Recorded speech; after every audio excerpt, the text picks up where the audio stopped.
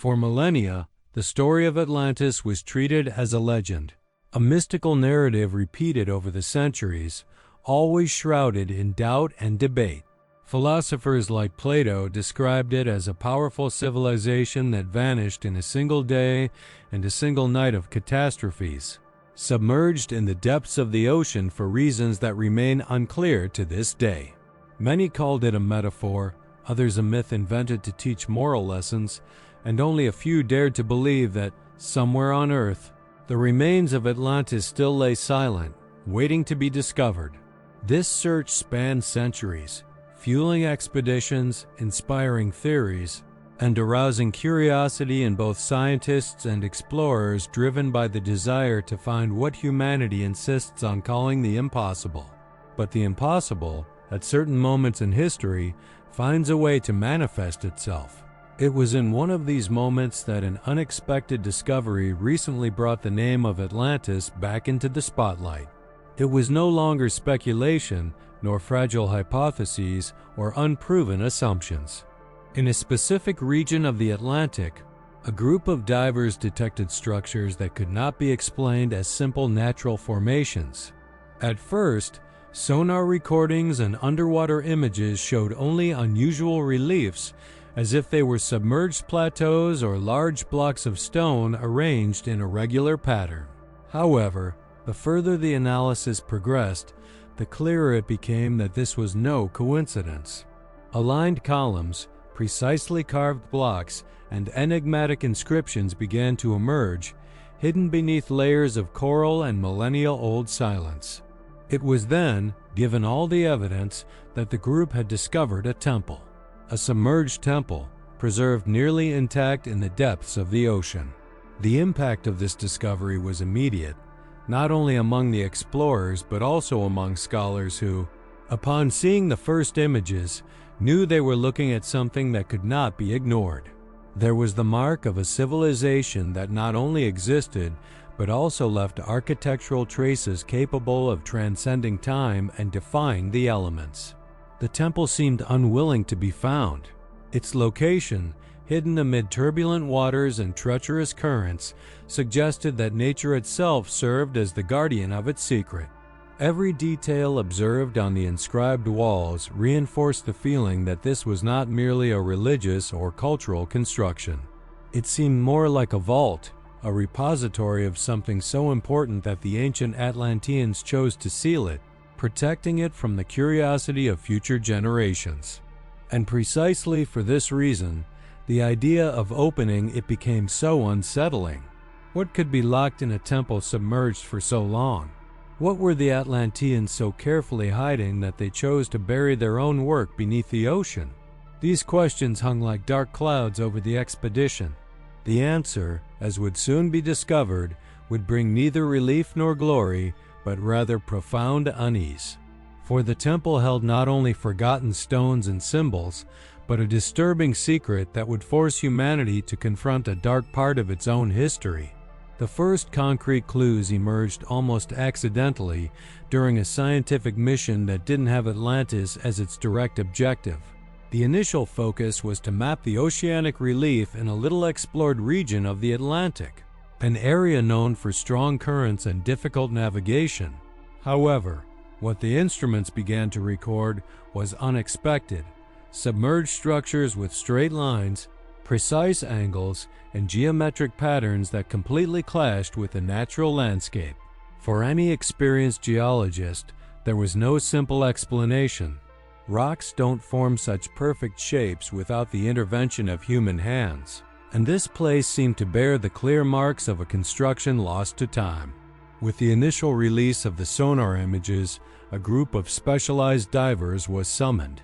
These were no ordinary adventurers, but professionals accustomed to working in extreme conditions, equipped with cutting-edge technology capable of withstanding extremely high pressures and hostile environments.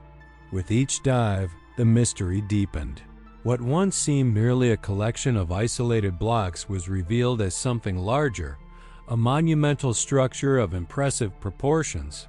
Erect pillars, aligned corridors, and large stone slabs formed an architecture that seemed to defy the centuries. Everything indicated that this was not just a pile of ruins, it was a purposeful work, carefully designed to withstand the test of time. The sea, silent guardian of secrets, seemed to cooperate and resist at the same time. Visibility was low, currents dragged divers along, and it felt as if nature itself were striving to prevent access. Yet each new foray revealed more details. Among the coral covering the walls appeared geometric inscriptions and symbols that corresponded to no known language but carried an aura of meaning. Curved lines intertwined with triangular shapes gave the impression that this place had been designed for more than simple worship or shelter. Divers reported something unusual, a constant feeling of being watched, even at depths where marine life was almost non-existent. The oppressive silence of those waters, broken only by the rhythmic sound of breathing apparatus, reinforced the air of mystery. Some team members confessed, in almost whispered tones, that they couldn't shake the feeling that the temple hadn't been abandoned, but rather hidden, as if its builders knew that one day someone would return to find it. With each new piece of evidence recorded, their conviction grew. They had found not just remains, but a virtually intact submerged temple. The word Atlantis, so often repeated as myth, resurfaced in the crew's whispers, even though no one dared say it out loud. What lay before them could not be dismissed as a geological coincidence. It was the work of intelligence, purpose, and mystery. The call of the deep had been answered, and the ocean had just revealed a fragment of a history many believed buried forever. The first exploratory dives inside the structures revealed that this was not just a jumble of stones arranged by the random tides. There was intentionality in every detail. The columns, even covered by centuries of coral and sediment, maintained a harmonious proportion as if obeying an advanced architectural calculation. In some sections, the blocks fitted together with such fine precision that there was no room even for a knife blade. This type of technique was reminiscent of ancient megalithic constructions scattered around the world. But here, in the middle of the ocean, it seemed impossible to imagine how it could have been executed. On the partially preserved walls, inscriptions began to reveal themselves as layers of silt were carefully removed. These were not familiar letters, but interconnected geometric shape spirals, triangles and circles that repeated in almost hypnotic patterns. Some scholars considered this to be a symbolic language, perhaps even a form of sacred mathematics. Others considered it religious representations, records of lost beliefs and rituals.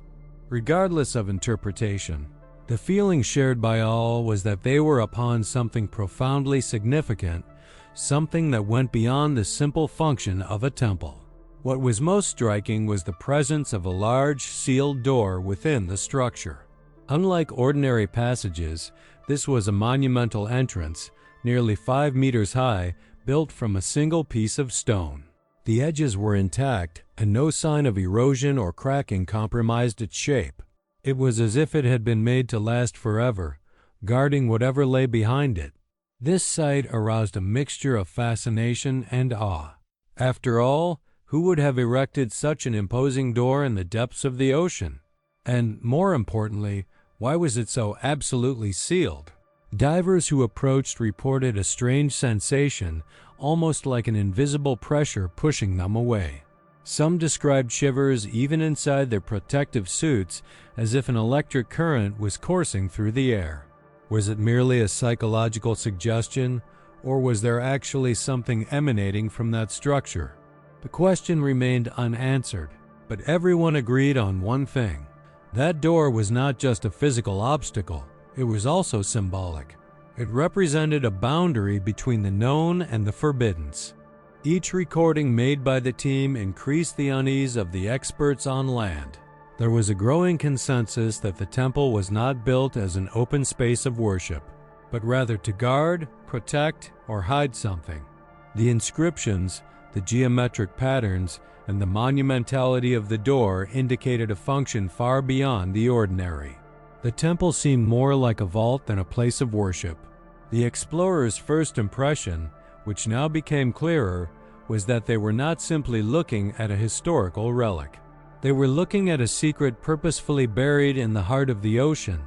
And this secret, as they approached its revelation, seemed to carry a weight that transcended time. As the temple began to be analyzed in more depth, a disturbing detail began to catch the researchers' attention. The symbols found on the walls did not belong to a single cultural pattern. Some strongly resembled the oldest Egyptian inscriptions, others bore similarities to Sumerian symbols, while certain features seemed to echo figures from pre-Columbian civilizations. How could cultures separated by oceans and millennia share the same symbolic language? This discovery raised an alarm. Either there was a common influence uniting them, or the temple was the origin of everything, a center of knowledge for people scattered across different continents. The interior space revealed itself less like a ruin and more like a sanctuary. There were no signs of habitation, no traces of commerce or daily life. Instead, each wall seemed laden with messages, as if the builders wanted to record something definitively and indelibly. The figures represented tall beings, disproportionate to ordinary humans, carrying objects resembling instruments or unknown weapons. Their expressions were stern, and their exaggerated eyes conveyed a sense of constant vigilance, as if staring directly at their observers. This atmosphere led to the hypothesis that the temple was not a place of free worship, but a reserved space restricted to a select few. Perhaps it was a place forbidden to the majority of the Atlantean population, reserved only for those with higher knowledge. The architecture reinforced this impression. Narrow corridors led to larger, increasingly complex chambers, as if leading to a central core of power and secrecy. The simple fact that the temple was submerged, protected by the ocean, seemed part of this same purpose of concealment. Divers who remained longer inside reported a growing sense of unease. It wasn't just the psychological weight of exploring a legendary ruin. There was something deeper, almost spiritual, lingering in the air. Many said they felt as if they were trespassing into territory that didn't belong to them, as if they were intruders in an alien dimension. This feeling was reinforced by the discovery of strange markings on some of the rocks, such as engravings of open hands with elongated fingers, symbols that resembled warnings or protective seals. For some, these were signs that the place had been consecrated, meant to keep out unauthorized visitors. The team began to understand that the temple might not just be an architectural landmark, but a convergence point between myths and forgotten realities. If it truly served as a sanctuary, the inevitable question was, to whom was it consecrated? The symbols didn't correspond to known gods of antiquity, nor did they align with the traditional deities mentioned by Plato. It was as if they referenced a different, mysterious, and potentially disturbing presence. The idea that Atlantis had served as a bridge between humanity and something beyond itself began to infiltrate the team's conversations, albeit in hushed and cautious tones. And the more they investigated, the stronger the conviction grew that they were facing a place that should never have been opened. At the heart of the temple, where narrow corridors opened into a larger hall, lay the most intriguing structure of the entire discovery, a monumental door built from a single piece of stone nearly 5 meters high. Unlike the other passages, which showed signs of erosion and cracks from prolonged contact with seawater, this one remained intact solid, as if designed to withstand not only time but also any attempted invasion. Its surface was smooth, with no visible cracks indicating common opening mechanisms. Only along the edges could symbols be seen engraved in continuous lines, forming geometric patterns that seemed to act as a kind of seal. The presence of this door further intensified the air of mystery. It was impossible not to sense that something important, and perhaps dangerous, lay behind it. Divers who approached it reported an almost physical sensation, as if an invisible pressure emanated from the stone. Some said their diving equipment experienced momentary glitches, as if the surrounding energy were interfering with their equipment. Others described a sudden chill, unlike the natural temperature of deep water, that enveloped them whenever they approached the threshold of the passage. The surrounding inscriptions also caught the attention of experts. They weren't random symbols, but a sequence repeated across multiple layers as if the door itself were a message. One interpretation suggested that the figures represented cycles: destruction, rebirth, destruction again, as if the temple were a testament to recurring events in human history. For some, it was a warning. For others, a reminder that what was locked away should never be released. The difficulty in understanding the exact meaning of the inscriptions increased the tension. The fact is that, as the divers observed the door, the impression grew that it had not been made simply to protect something valuable, as one would do with treasures. The perfection of its fit, the monumental weight of the stone, the isolation of the room in which it was located, everything indicated that its function was to seal something forever. It was not about guarding riches, but about hiding secrets. The decision to attempt to open it divided the team. Some argued that this was the expedition's objective, to reveal what was hidden, to finally understand the truth behind the myth of Atlantis. But others argued that perhaps there was a reason the door had remained intact for thousands of years. "What if what we find inside isn't just history?" asked one of the divers apprehensively. Despite the latent fear, curiosity eventually prevailed. Preparations for the opening were initiated with extreme care, using advanced technology to avoid damaging the structure. The atmosphere was charged with anticipation. Each second seemed to weigh like hours, and the submerged silence became almost deafening. The temple, previously merely mysterious, now revealed itself to be menacing.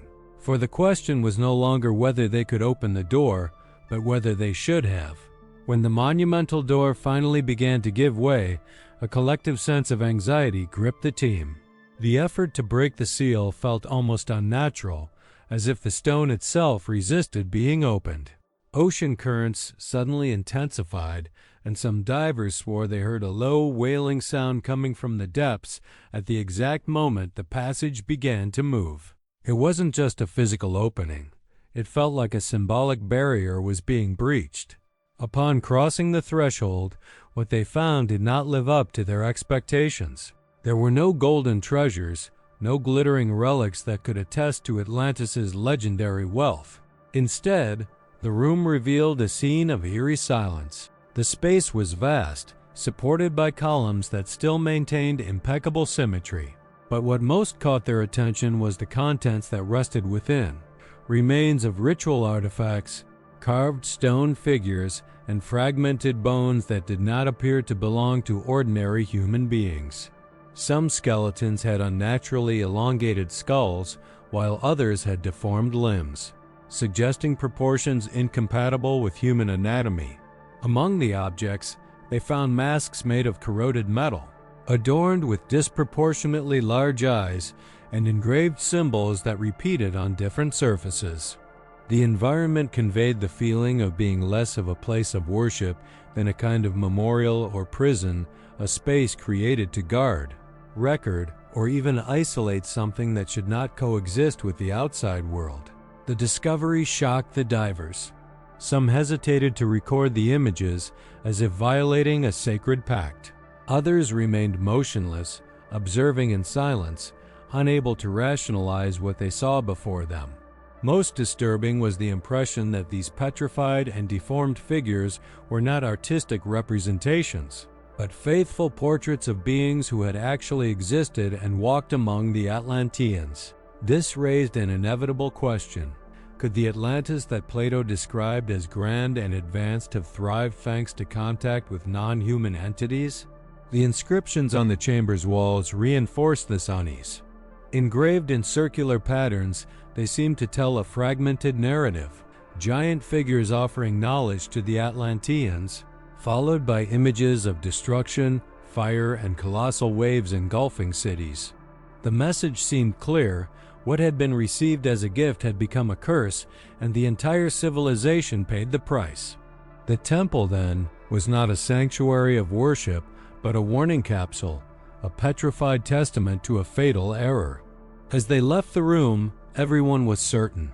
They had discovered more than ruins. They had uncovered a disturbing secret, something that not only changed known history, but also threatened our understanding of who we are. For if those beings truly existed and coexisted with the Atlanteans, what remained to be discovered was whether they disappeared along with civilization, or if somehow they are still among us. Through careful analysis of the material found inside the chamber, experts began to realize that these were not just ritual objects or deformed bones. The inscriptions carved in every direction seemed to tell a complex narrative, as if they were silent pages of a book set in stone. The symbols, arranged in circular, repetitive patterns, conveyed the idea of cycles: rise, fall, and rebirth. At the center of each set of engravings was always a depiction of giant figures with disproportionate eyes and stern expressions, offering something to the Atlanteans' knowledge, tools, perhaps even power. Soon after, in each sequence, images of destruction emerged: waves engulfing cities, lightning streaking the sky, structures crumbling amidst the chaos.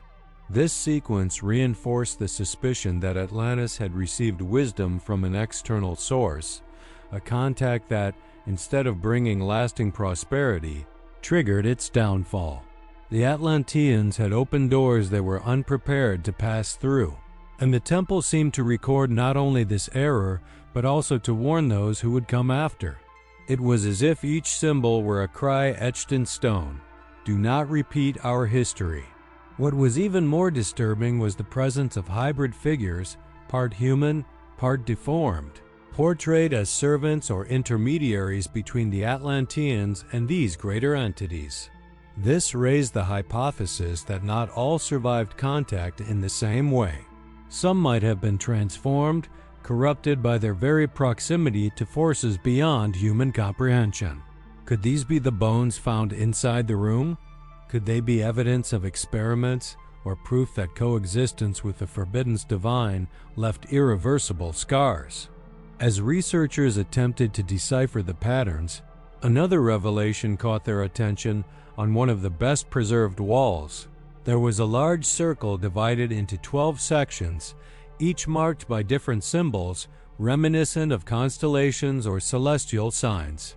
The initial interpretation suggested that the Atlanteans had recorded not only the fall of their civilization, but also a cosmic connection, as if the forces that brought knowledge and destruction had come from beyond Earth. This possibility further expanded the scope of the mystery, transforming Atlantis not just into an earthly legend, but into a link between worlds. The atmosphere inside the temple became increasingly suffocating. There were no signs of joy or exaltation in those inscriptions, only warnings and tales of pain. The sanctuary, once interpreted as a sacred place, increasingly revealed itself as a symbolic prison, a space built to seal dangerous memories. It was as if the Atlanteans themselves had wanted to erase their history, but at the same time left a capsule so that the future would understand the price they paid. The impact of the discovery was devastating. If those inscriptions were true, it meant that Atlantis was destroyed not only by natural phenomena, but by the direct consequence of human choices in contact with forces that should never have been invoked. The temple was no longer just an archaeological relic. It became a disturbing mirror of the present, a reminder that the same mistake could be repeated. As soon as the first records of the temple were released among restricted academic circles, a wave of inexplicable silence began to form. Researchers who had access to the images spoke publicly only once, vaguely, before disappearing from the debate.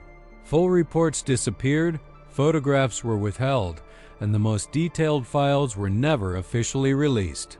It was as if an invisible force, above any scientific institution, had decided that the discovery should remain hidden from public knowledge. For some, it was simply a natural reflex of skepticism. It's impossible to prove that this is Atlantis. But for others, it was a sign that someone didn't want the truth to come out. Members of the expedition itself began reporting pressure and even veiled threats. Some were advised to abandon interviews, others received financial offers to hand over all the material they had collected. One of the divers, anonymously, claimed that his equipment was confiscated during a routine inspection in a European port and that he never recovered it. The official narrative was that there were technical errors in the recording, but he swore that some of the footage showed details that could never be considered the result of nature. The silence that fell around the temple seemed to echo the same purpose of its builders: to conceal. What had been guarded for thousands of years was now, once again, buried by modern manipulation. This repetition disturbed the few who dared to question it. If governments, institutions, or occult forces intervened to keep the discovery hidden, what was the real reason? Was it simply to prevent religious beliefs from being shaken? Or because there was a real risk that, by understanding what the Atlanteans experienced, we would reveal truths that could still threaten our civilization today? Among independent researchers, heated debates arose. Some argued that Atlantis had come into contact with otherworldly beings and that the symbols found were records of this connection. Others insisted that it could all be explained as an advanced metaphor, a spiritual or mathematical code that surpassed the understanding of later cultures. The common thread, however, was discomfort. No one emerged unscathed from the analysis of the material. The most disturbing question lay not only in what the temple revealed about the past, but in its direct reflection on the present. By analyzing the symbols of cycles of destruction and rebirth, scholars began to notice parallels with modern times. The rampant technological advancement, the limitless exploitation of Earth's resources, the relentless pursuit of power and control, all of this echoed the same mistake made by the Atlanteans. The temple, in this sense, was not just a historical record. It was a warning that spanned millennia. The idea that modern humanity might be repeating the trajectory of Atlantis began to circulate in discrete circles, but gained strength with each new reflection. After all, if the Atlanteans' greatest mistake was opening doors that shouldn't have been opened, wouldn't we today, with our science and ambition, be knocking on the same doors, blind to the consequences? As the temple's symbols were deciphered with greater care, an even more disturbing pattern began to emerge. These weren't just historical records or enigmatic rituals. They were clearly intended to warn. The walls seemed to scream a message, repeated in different forms: cycles of arrogance, excessive power, disruption of the natural order, and ultimately, inevitable downfall. The entire temple seemed to have been built as a testament to error, as if the Atlanteans themselves, aware of their fate, wanted to leave for posterity a map of the destruction they had brought upon themselves. In one of the adjacent chambers, even better preserved inscriptions showed human figures receiving something shiny from the hands of giant entities. Then the scene descended into chaos. Cities swallowed by waves, fire falling from the sky, crowds in despair. The progression left no doubt. The gift received had become a curse. What began as a promise of progress ended in ruin. It was not just a warning about external forces, but about humanity's own fragility in the face of the temptation of power. These records sparked growing unease among the few scholars who still dared to comment. Many noted direct parallels with the present. The modern obsession with control, technological advancement that often ignores ethical boundaries, genetic manipulation, artificial intelligence, the rampant exploitation of the planet, all these elements resonated with the same cycle depicted on the temple walls. It was as if the Atlanteans in their fall had left not just a memorial, but a warning addressed to us, inhabitants of a future that may be following in their footsteps. Some divers who returned to the site reported feeling a heavy energy, almost as if the temple still vibrated with the memory of the catastrophe.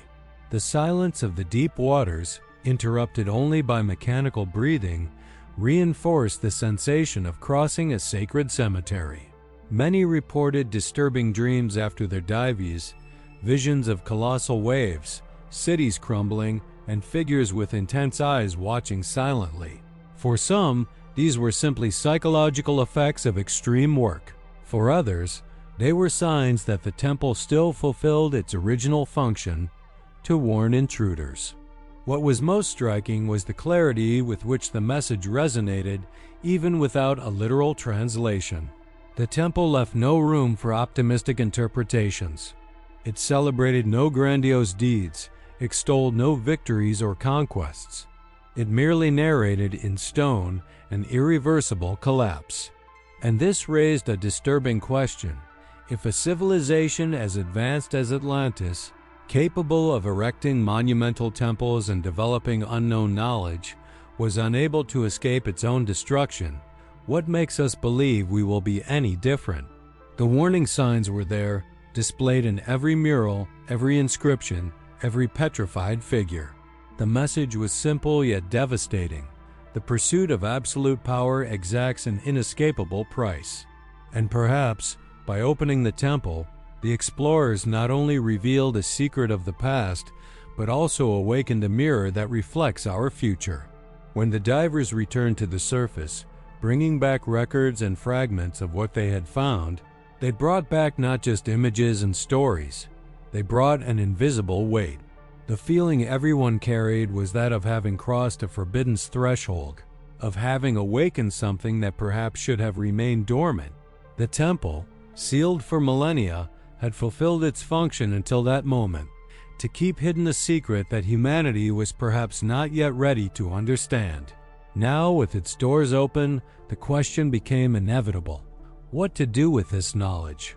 Reveal it in its entirety or hide it again to avoid unforeseen consequences?